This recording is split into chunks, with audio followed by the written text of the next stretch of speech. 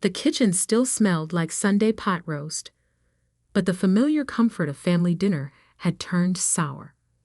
I sat at the oak table where we'd shared meals for 28 years, watching my mother's perfectly manicured nails drum against her wine glass. My father's silence was heavy, expectant, and my brother Michael, well, he just looked smug. "Sarah," Mom began, using that tone she reserved for what she called difficult conversations. "We need to discuss your house situation." My house situation, as if the 3-bedroom Victorian I'd bought after 5 years of saving every penny from my consulting job was somehow a problem that needed solving. "What about it?" I kept my voice neutral, though I already knew where this was heading. The whispered phone calls, the family meetings I wasn't invited to, Michael's sudden interest in my neighborhood. "Your brother's getting married," Dad finally spoke up. "He and Emma need somewhere to start their life together. Something established." I took a slow sip of water, letting the ice clink against my teeth. "They can't afford their own place." "Don't be difficult," Mom snapped. "Emma's family is very particular about appearances. They expect certain standards." Of course they did. Emma came from old money, the kind that looked down on Michael's middle-class background. Our family's desperate attempts to impress her parents had been almost painful to watch. "And my house meets these standards?" I asked. "It's in the right neighborhood," Michael chimed in. "Good schools nearby for when we have kids. Plus, you're just one person. You don't need all that space." Just one person. Like my worth was somehow diminished by my single status. "I bought that house myself," I reminded them. "Every penny of the down payment, every mortgage payment, that was my money." "And we're offering to compensate you," Dad said, pulling out a folder. "We've had it appraised. We'll pay you what you put into it." I opened the folder. The number they were offering was barely 2/3 of the current market value. "This is significantly under." "It's a family matter, Sarah," Mom cut in. "We're not trying to make a profit here. We're trying to help your brother start his life." "And what about my life?" I asked quietly. Michael rolled his eyes. "Come on, sis. You can always buy another place. Maybe something more appropriate for your situation." The way he said situation made my skin crawl. Like being single and successful was some kind of character flaw. "I'm not selling my house," I said firmly, closing the folder. The silence that followed was deafening. Mom's fingers stopped their drumming. Dad's jaw tightened. Michael's smug smile faltered slightly. "Sarah," Mom's voice had turned cold. "This isn't a request. Your brother needs the house more than you do. Sign it over, or don't bother coming back to this family." I stood up slowly, smoothing my skirt. "I see." "Don't be dramatic," Dad sighed. "We're trying to do what's best for everyone. Everyone, except me." I picked up my purse, tucking the insulting offer inside. "I'll think about it." "There's nothing to think about," Michael said. "Emma's already planning the renovations." That stopped me. "You showed her my house?" "We took a tour last week," Mom admitted. "While you were at work." They'd been in my house, without my knowledge, without my permission, planning to take it from me before they'd even had this conversation. "I need to go," I said, my voice steady despite the rage building in my chest. "Sarah," Mom called as I reached the door. "Don't make this difficult. Family means sacrifice." I turned back one last time, taking in the scene. The family dinner I'd never be invited to again if I didn't comply. The parents who saw me as nothing more than a resource for my brother's happiness. The brother who'd never worked for anything in his life. "You're right," I said softly. Family does mean sacrifice. I walked out into the cool evening air, my heels clicking against the sidewalk. In my car, I finally let out the breath I'd been holding. My hands shook slightly as I pulled out my phone and dialed a number I'd been saving for just such an occasion. Marcus, it's Sarah Reynolds. Remember that conversation we had about property investment? I'm ready to move forward. Yes, all of it. And I need it done by morning. I started the engine, watching the lights go on in my parents' living room. They probably thought I was having some kind of emotional breakdown in the driveway. They probably expected me to cave by morning, to come crawling back with signed papers and apologies. They had no idea what I'd been building while they were busy planning my brother's perfect life. No idea that I'd spent the last 3 years quietly buying up properties through a holding company. No idea that I owned half the commercial real estate in their precious neighborhood. And certainly no idea that this morning, while they were planning their ambush over coffee, I'd finalized the purchase of the company that owned their mortgage. Tomorrow, they'd learn what real sacrifice looked like. Tomorrow, they'd discover exactly who they tried to bully. But tonight I would go home to my beautiful Victorian, pour myself a glass of wine, and prepare for the storm I was about to unleash. My phone buzzed. A text from Michael. Don't make this harder than it needs to be. Just sign the papers. I smiled, typing back. You're right. Family means sacrifice. See you tomorrow. Then I turned off my phone, pulled into my driveway, and walked into the house they thought they could take from me. The antique chandelier I'd restored myself cast a warm glow over the hardwood floors. The kitchen where I'd hosted dinner parties gleamed with modern appliances. Every corner held memories of my hard work, my independence. Over my dead body, I whispered to the empty rooms. Tomorrow couldn't come soon enough. Morning arrived with a kind of crisp clarity that only comes before life-changing moments. I dressed with precision. Charcoal gray suit, pearl earrings, hair swept back in a professional knot. Power dressing for power moods. My phone had exploded overnight. 15 missed calls from Mom, 12 from Dad, countless texts from Michael ranging from demanding to pleading.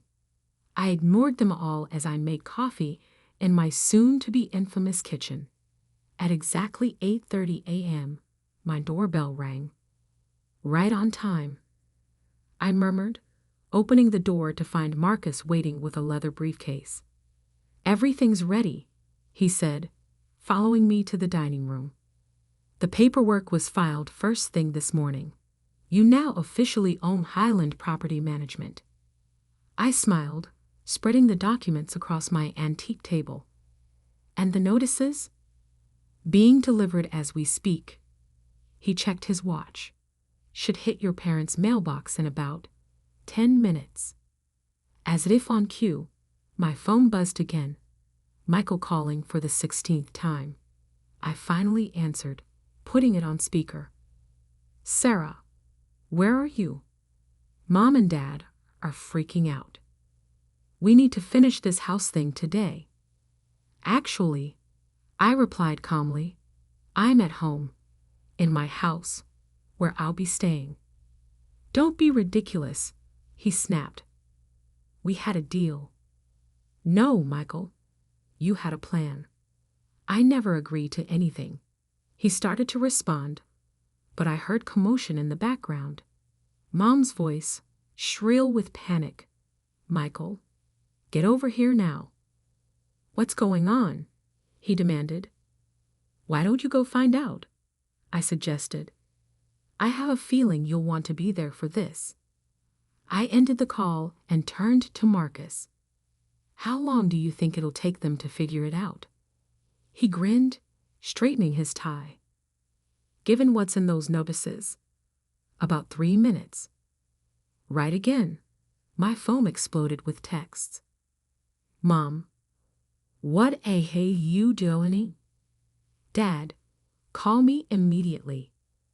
Michael, this has to be a joke. I took a sip of coffee, savoring the moment.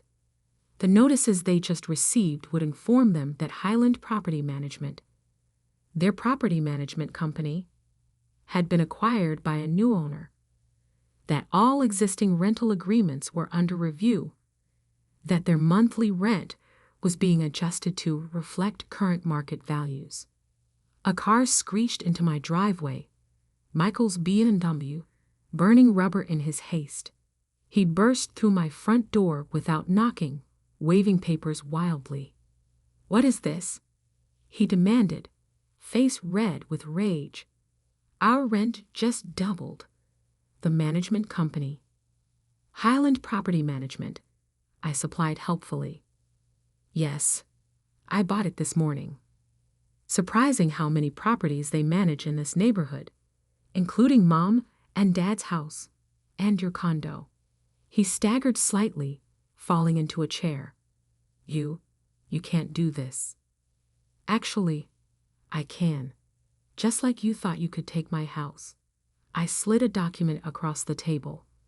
"By the way, your lease is up for renewal next month. We should discuss terms." "This is insane," he sputtered. "I'm calling Dad." "Already here." Dad's voice boomed from the doorway. He and Mom rushed in, both clutching identical notices.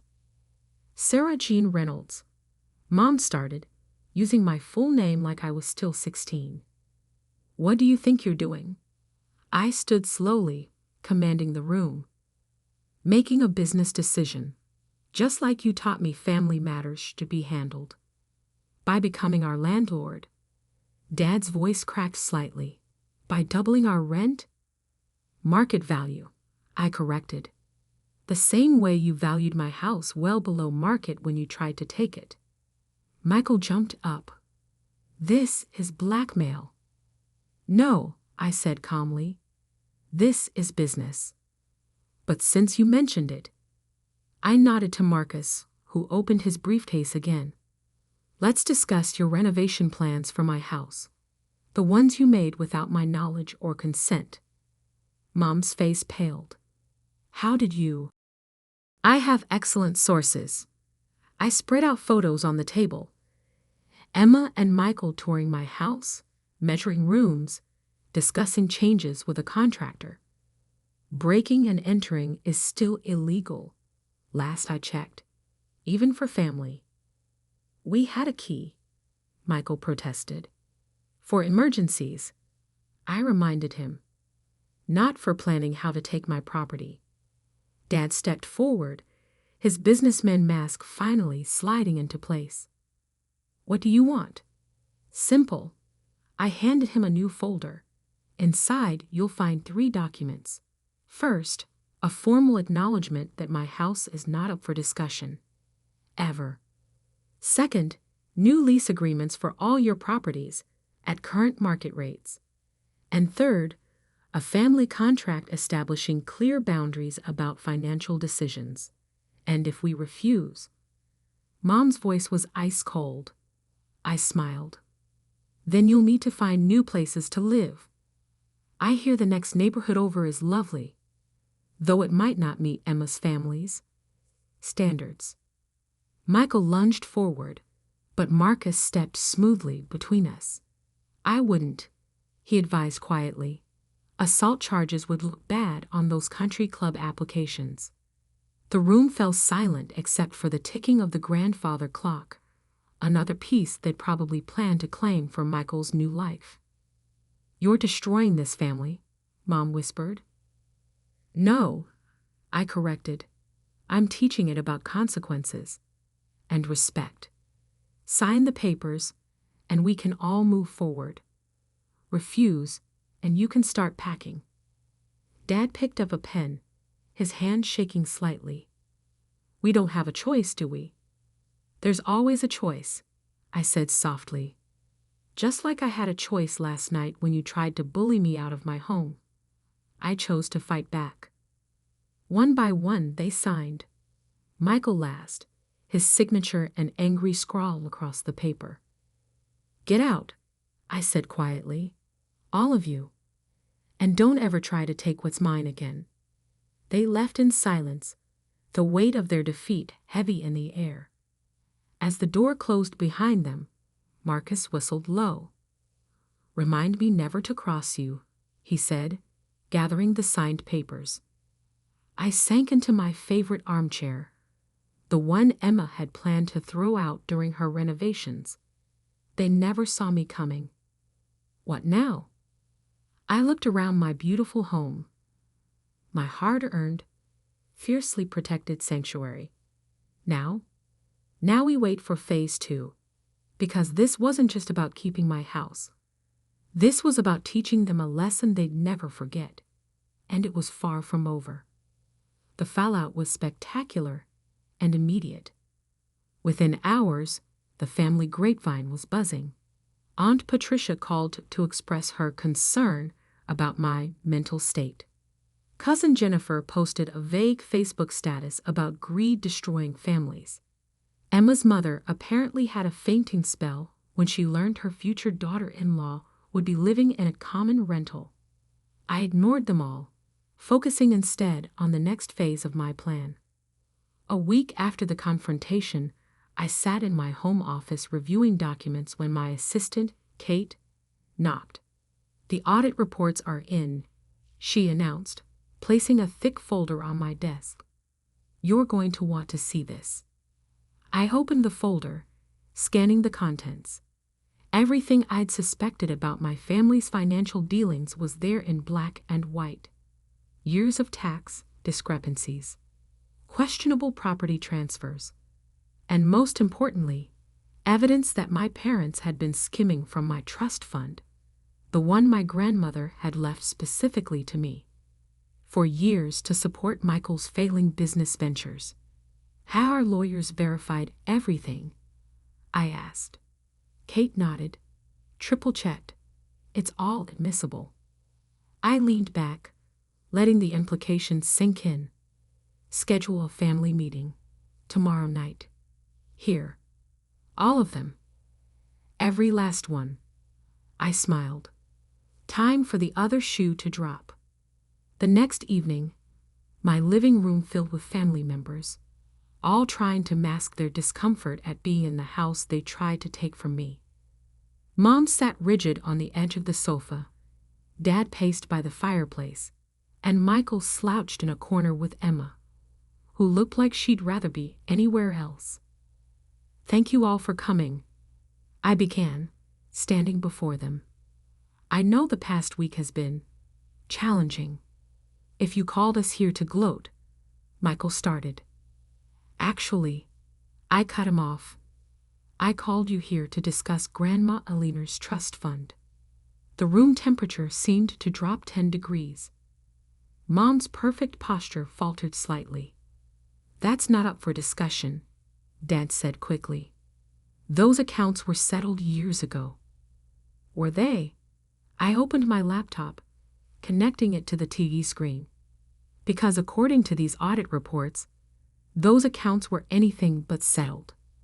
The screen filled with transaction records, dozens of transfers from my trust fund to various shell companies, all leading back to Michael's failed startups.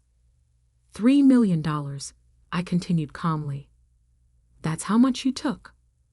Money that Grandma explicitly left for my education and future. Money you used to bail out Michael's disasters while telling me the fund had been depleted by market crashes. We were protecting the family business," Dad protested weakly. "No," I corrected. "You were protecting your golden child, at my expense, again." Emma stood abruptly. "I think I should leave." "Stay," I commanded. "You should hear this too. After all, you're marrying into this mess." I clicked to the next screen. A detailed timeline of Michael's business failures and the corresponding cover-ups. 7 failed ventures in 5 years, I narrated, each one funded with stolen money. Money that was legally mine. It wasn't stealing, Mom interjected. We were redistributing family resources. Save it, I cut her off. I've already spoken with the estate lawyers. What you did wasn't just unethical, it was illegal. Michael lunged forward. You wouldn't dare. Actually, Marcus's voice came from the doorway as he entered with a team of lawyers she already has. I handed out folders to each family member. Inside, you'll find two options. Option 1. You repay every penny taken from my trust fund, with interest, and sign new agreements acknowledging your misconduct. Option 2. I press charges for fraud and embezzlement. You'd send your own family to jail. Aunt Patricia gasped. You tried to steal my house, I reminded her. After stealing my inheritance. After years of favoring Michael and dismissing my success. So yes, if necessary, I would. Dad flipped through the documents, his face ashen. These repayment terms. They're impossible.